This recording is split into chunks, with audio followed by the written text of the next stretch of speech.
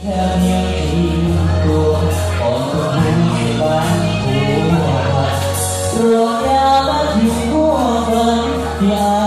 เลยนะบอกเคยให้ใจกับใครทั้งหัวใจก็มีแต่เจ้าคนแก่คนสาวคนเคยสิหัวตาแต่ก็ยอมรับความเป็นจริงเพื่อคนที่อายเธอให้คนในที่เขาเข้ามาดูแต่เขาดี